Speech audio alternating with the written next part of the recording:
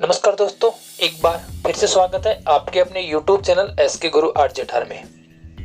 हम अनुपात समानुपात के कुछ इंपॉर्टेंट क्वेश्चंस कर रहे थे, तो स्टार्ट करते हैं आज का वीडियो। और आज का पहला क्वेश्चन, तो आज का जो पहला क्वेश्चन है वो इस प्रकार है कि 3 कक्षाओं में विद्यार्थियों की संख्या का जो अनुपात दे रखा है वो 2:3:4 है। यदि प्रत्येक कक्षा में 12 विद्यार्थी और बढ़ा दिए जाते हैं तो यह अनुपात 8:11:14 हो जाता है। तो पहले कक्षा में कुल मिलाकर कितने विद्यार्थी थे? देखो, प्रश्न क्या है कि पहले 3 कक्षा हैं, मान लो कि कक्षा है ए, बी और सी। इनमें जो विद्यार्थियों का अनुपात है वो 2:3:4 है। फिर क्या कहता है कि प्रत्येक कक्षा में 12 विद्यार्थी जोड़ दिए गए। तो इस कक्षा में भी 12 विद्यार्थी जोड़ दिए, इसमें भी 12 जोड़ दिए और इसमें भी जोड़ दिए 12।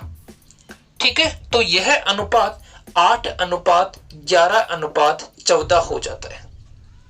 ठीक है, यह अनुपात 8:11:14 हो जाता है। ध्यान देना मित्रों कि आप इसका सॉल्यूशन कैसे करोगे।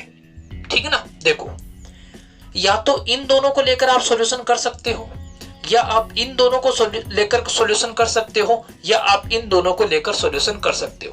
किन्हीं ही भी दो को लेकर आप सॉल्यूशन कर सकते हो। ठीक है, देखो, मैं 2 से आपको सॉल्यूशन करके बता रहा हूं कि आप सॉल्यूशन कैसे करोगे। ठीक है ना, तो मैं इन 2 को लेकर सॉल्यूशन बता रहा हूं। ठीक है, क्या करोगे? इन दोनों को क्रॉस गुणा करोगे। ठीक है, और इन दोनों को क्रॉस गुणा करोगे। इन दोनों का जो क्रॉस गुणा है उसका जो अंतर है वो इन दोनों के क्रॉस गुणा के अंतर के क्या होगा? बराबर होगा। ठीक है, तो देखो, 11 को मैंने 2 से गुणा किया तो 11 दूनी कितनी हो गई? 22। 8 को मैंने 3 से गुणा किया तो 8 3 कितनी हो गई? 24। घटाने पर कितना आ गया? 2। ये नहीं देखना है कि माइनस का 2 आ रहा है या प्लस का 2 आ रहा है, आपको अंतर चाहिए कि अंतर कितना आ रहा है। यहां देखो, 12 को 11 से गुणा करोगे तो कितना आएगा? 132।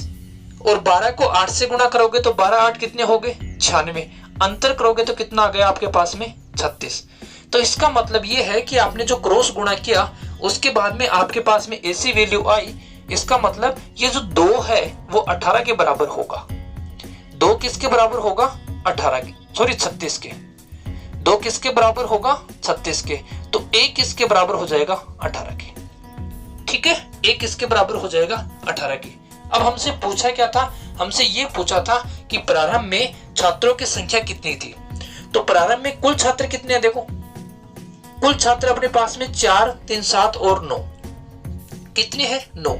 और हमें पता है कि 1 की वैल्यू हमने कितनी निकाली? 18।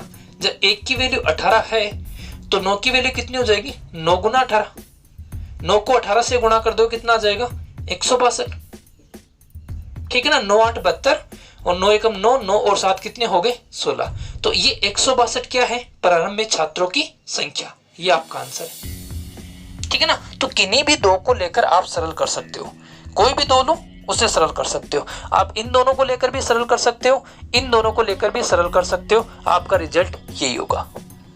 ठीक है, नेक्स्ट करें आगे। तो नेक्स्ट क्वेश्चन है, ए और बी की वार्षिक आय का अनुपात है 4:3 तथा उनके वार्षिक व्यय का अनुपात है 3:2। यदि वर्ष के अंत में 6000 रुपए की बचत करें तो ए की वार्षिक आय हमसे पूछिए। देखो, इसको कैसे करोगे? सेम वैसा ही पैटर्न का क्वेश्चन है। हमारे पास में क्या है? ए और बी, 2 व्यक्ति हैं, ए और बी, और इनकी जो आय का अनुपात है वो 4:3 है, और इनके जो खर्च का अनुपात है वो 3:2 है। ये भी कितने रुपए बचाता है? 6000 रुपए, और ये भी कितने बचाता है? 6000 रुपए। तो हमसे पूछा है कि ए की वार्षिक आय, इसकी वार्षिक आय हमसे क्या किए? पूछिए। ठीक है, तो देखो, क्रॉस गुणा करोगे, 3 3 9, 4 दूनी 8, कितना आया अंतर? 1। ठीक है ना, 3 3 9, 4 दूनी 8, अंतर कितना आया? 1। 6 3 18, 6 दूनी 12, अंतर कितना आया? 6। ठीक है ना, तो देखो, 6 3 18, 6 दूनी 12, अंतर कितना आया? 6 का। तो 1 की वैल्यू किसके बराबर है? 6000 के बराबर। हमसे क्या पूछा है कि 1 की आय कितनी है? तो 1 का जो अनुपात है वो 4 है। तो जब 1 की वैल्यू 6000 है तो 4 की वैल्यू कितनी आ जाएगी? 24000। ये आपका आंसर। ठीक है, बहुत ही शानदार तरीके से हमने इजी तरीके से इसकी कैलकुलेशन की है। ठीक है, चले आगे। तो देखो नेक्स्ट क्वेश्चन।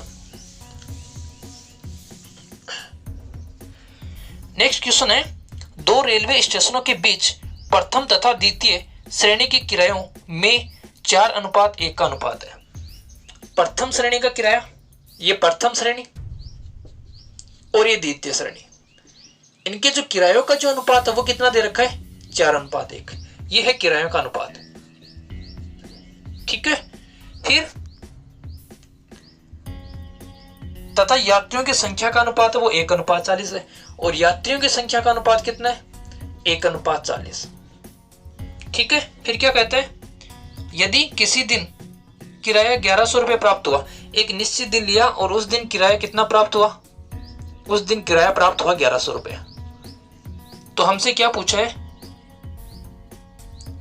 प्रथम श्रेणी से यात्रियों से प्राप्त किराया। हमसे पूछा है कि प्रथम श्रेणी के जो यात्री हैं उनसे कितना किराया प्राप्त हुआ। एक बात ध्यान से सुनो, क्या है कि किराया 4 रुपये है, यात्री कितना है, 1 है। तो एक यात्री सफर कर रहा है, किराया 4 रुपये है, तो टोटल रुपये अपने पास में कितने होने चाहिए भाई, 4 ही होने चाहिए।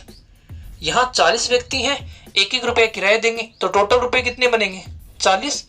अब देखो, किसी दिन दोनों श्रेणियों का जो किराया है, किसी दिन दोनों श्रेणियों का जो किराया है वो कितना है, 1100, और यहाँ दोनों श्रेणियों का किराया कितना है, इसका 4, इसका 40, 44। तो ये जो 44 है वो किसके बराबर हो जाएगा, 1100 के। ठीक है, 44 किसके बराबर हो जाएगा, 1100 के। तो 11 एकम 11 और 11 4 44, 4 किसके बराबर है, 100 के। तो 1 किसके बराबर हो जाएगा, 1 बराबर हो जाएगा 25 के। ठीक है, 1 किसके बराबर हो जाएगा, 25 के। हमसे क्या पूछा है, हमसे पूछा है कि प्रथम श्रेणी का टोटल किराया कितना है। तो प्रथम श्रेणी का टोटल किराया अपने पास में कितना है, 4 है। तो जब 1 25 के बराबर है तो 4 किसके बराबर हो जाएगा, 100 के। ये हमने पहले भी किया था कि 4 किसके बराबर है, 100 के। तो टोटल किराया प्रथम श्रेणी का कितना आ गया, 100 आ गया। 1 की वैल्यू हमने 25 निकाल ली, 4 की वैल्यू कितनी आ गई, 100 आ गई।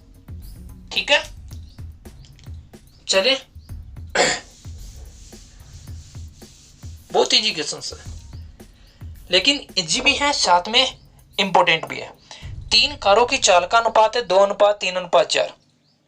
ठीक है, समान दूरी तय करने में इन कारों द्वारा क्रम से लिए गए समय का अनुपात। देखो, चालकानुपात हमें दे रखा है, चालकानुपात क्या है, 2:3:4। ठीक है, और हमसे क्या पूछा है, हमसे पूछा है समय का अनुपात, हमसे समय का अनुपात पूछा है। ठीक है, देखो समय बराबर क्या होता है भाई, समय बराबर होता है दूरी बटे चाल। समय बराबर क्या होता है, दूरी बटे चाल। ठीक है ना, और ये दूरी क्या बता रहा है, ये तीनों की जो दूरी है वो समान है, तीनों की दूरी क्या है, समान है। ठीक है, तो देखो समय का अनुपात निकालते हैं। मान लेते हैं कि दूरी है वो 1 है, दूरी कितनी है, 1 है। तो समय बराबर क्या होगा, दूरी 1 है, चाल कितनी है, 2, तो 1/2। फिर समय कितना है, दूरी कितनी है, 1, चाल कितनी है, 3, तो 1/3। दूरी कितनी है, 1, चाल कितनी है, 4, तो 1/4। अब ये जो आया ये समय का अनुपात है, लेकिन इसको हमें क्या करना पड़ेगा, सरल करना पड़ेगा। तो इन तीनों संख्याओं का जो एलसीएम है उससे हम इसको क्या कर देंगे, गुणा कर देंगे। तो 4, 3 और 2 का एलसीएम कितना आ गया, 12 आ गया। तो पहली संख्या को भी हम 12 से गुणा कर देंगे, दूसरी को भी 12 से और तीसरी को भी 12 से। 12 में भाग देंगे किसका, 2 का, तो 6। 12 में भाग देंगे 3 का, तो कितना, 4। और 4 का भाग देंगे 12 में, तो कितना, 3। तो जो समय का अनुपात आया वो अपने पास में क्या आ गया, 6:4:3। ठीक है, इजी था ये भी क्वेश्चन। चले आगे। तो देखो फिर नेक्स्ट क्वेश्चन।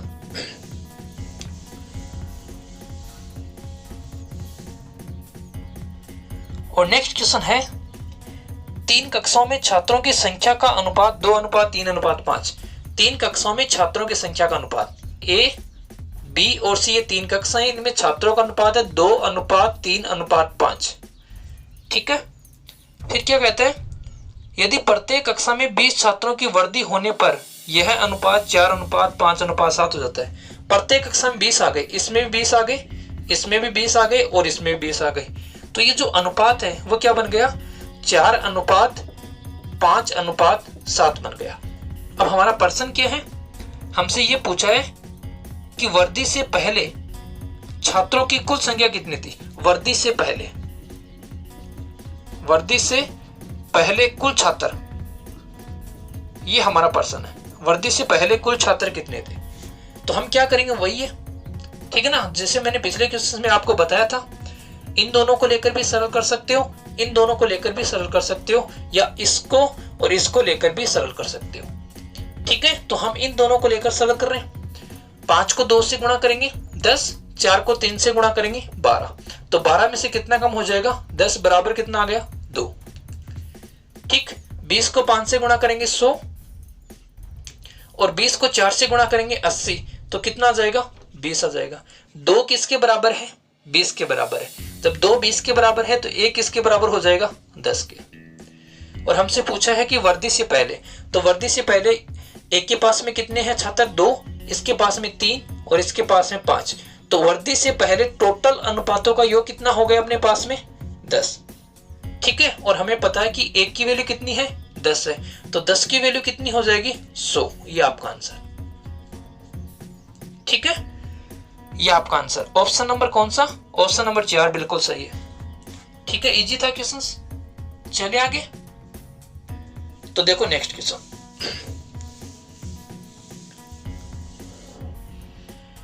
और नेक्स्ट क्वेश्चन है, ए तथा बी की आय का अनुपात बी और सी की आय का अनुपात 3:2 है।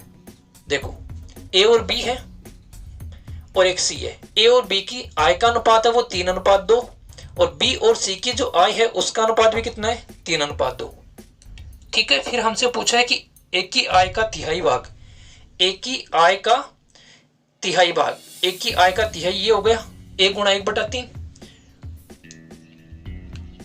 और सी की आय का चौथाई भाग, सी की आय का चौथाई भाग c/4। एक की आय का तिहाई भाग सी की आय के चौथाई भाग से 1000 रुपये अधिक है, मतलब ये जो है वो इससे कितना ज्यादा है, 1000। इन दोनों का जो अंतर है वो कितना है, 1000 है। ये हमारा प्रश्न है।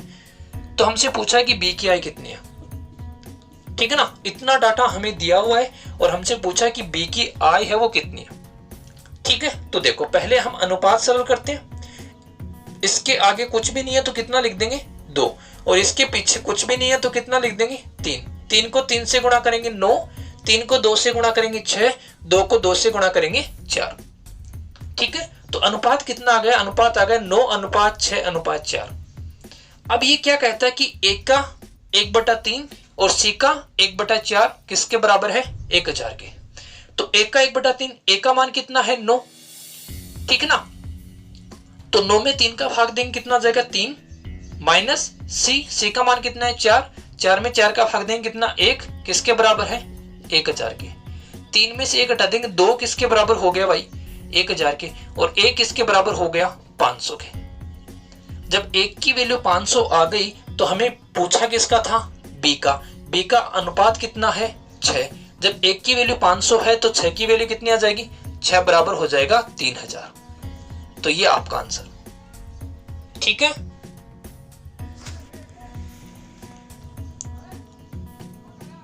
तो इसमें जो ऑप्शन नंबर बी है वो आपका करेक्ट आंसर है, ठीक है। चलिए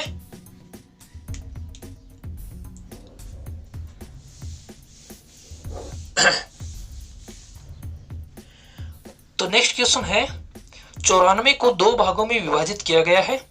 तदनुसार पहले भाग के 5वें भाग और दूसरे भाग के 8वें भाग का अनुपात है वो अपने पास में है 3:4। तो पहला भाग कितना है, देखो एक संख्या है अपने पास में 94, इसके किए गए हैं 2 टुकड़े। एक टुकड़ा मान लेते हैं ए है, एक टुकड़ा मान लेते हैं बी है। तो ए का कौन सा, ए का 1/5 भाग, ये बोला ना, ए का कौन सा भाग, ए का 5 भाग, और बी का कौन सा, 1/8 भाग। इनका जो अनुपात है हमने इनको अनुपात में लिख दिया, इनका जो अनुपात है वो कितना है, 3:4।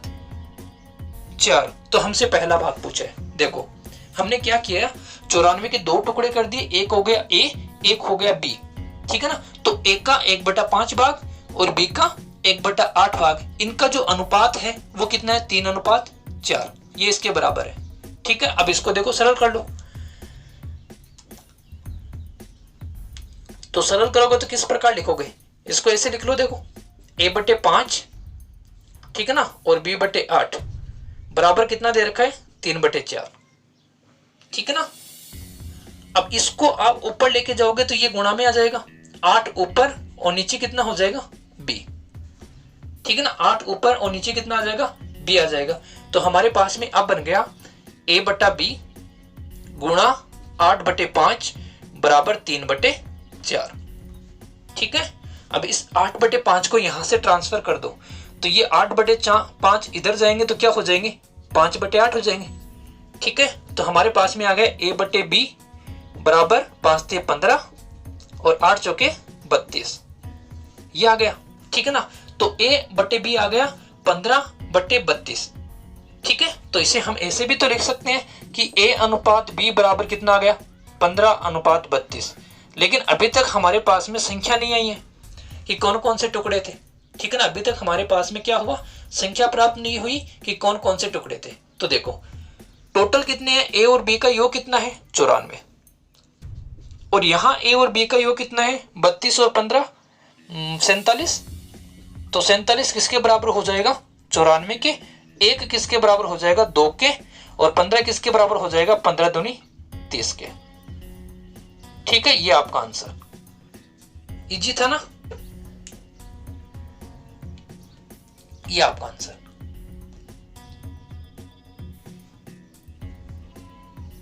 चलिए आगे,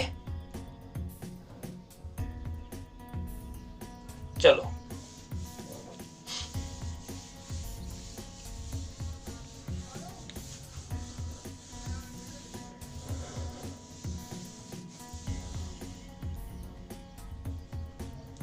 तो देखो नेक्स्ट क्वेश्चन,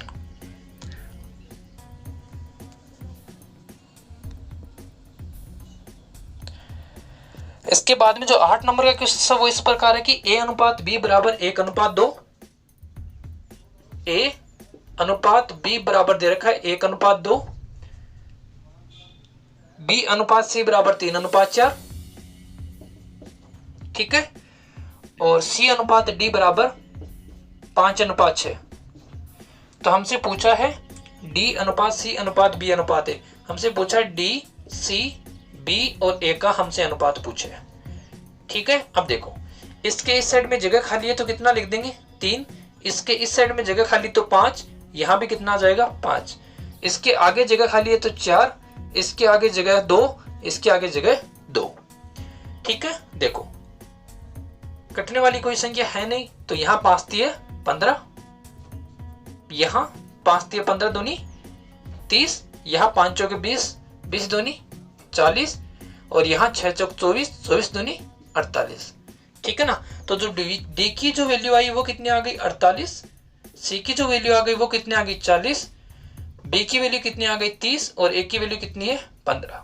तो अपने पास में जो अनुपात आ गया वो 48, 40, फिर 30 और 15। तो ऑप्शन नंबर जो डी है वो इसका करेक्ट आंसर हो गया, ठीक है। चले नेक्स्ट क्वेश्चन।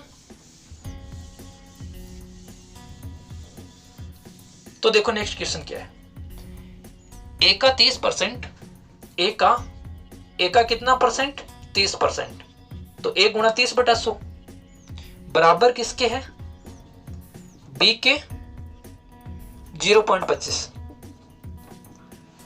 ठीक है, बराबर किसके है सी का 1/5। तो हमसे a/b/c पूछा है, ये बराबर है तो हमसे a/b/c पूछा है, ठीक है। तो देखो ये हो गया 3/10, तो हमारे पास में आएगा 3a/10 बराबर किसके है, इसका पॉइंट हटा दो तो नीचे कितने आ जाएंगे 100, ये आ गया 1/4, तो हमारे पास में आ गया b/4 बराबर किसके हैं c/5 के, ठीक है ना। अब देखो हमें क्या करना है कि नीचे वाली संख्या हटानी है, तो इनका जो एलसीएम है वो 20 है, तो 20 से गुणा कर दें, इसको भी हम 20 से गुणा कर देंगे, इसको भी 20 से गुणा कर देंगे, और इसको भी 20 से गुणा कर देंगे। तो 10 दूनी 20, ये हो गया 3 दूनी 6a, 4 पंजे 20, ये हो गया 5B, और 5 चौके 20, ये हो गया 4C। अब क्या करेंगे, हमें A अनुपात B अनुपात C चाहिए, तो A B और C का हमें अनुपात चाहिए। तो मैंने पहले एक वीडियो में बताया था कि इस प्रकार के क्वेश्चंस में आप लोग क्या करोगे, जब भी आपके पास, ठीक है ना, गुणा में कोई संख्या हो तो क्या करोगे कि A का अनुपात निकालने के लिए A को छुपा लोगे और B और C के पास में जो संख्या है वो A के नीचे रख दोगे। तो B और C के पास में संख्या कौन सी है, 5 गुणा 4। ऐसे ही B का निकालेंगे तो 6 गुणा 4, और C का निकालेंगे तो क्या आएगा, 6 गुणा 5। ठीक है, तो ये आ गया 20, 24 और अपने पास में आ गया 30। अब देखो इनमें कौन सी संख्या का भाग जा रहा है, इसमें भाग जा रहा है 2 का भाग देंगे तो 10, यहां 2 का भाग देंगे तो 12, और यहां 2 का भाग देंगे तो 15। ठीक है ना, तो जो आपका अनुपात आ गया वो आ गया 10:12:15। इजी था ये भी क्वेश्चंस। ठीक है, तो इसमें जो ऑप्शन है वो आपका सही हो गया, बी ऑप्शन। ठीक है, चलें आगे।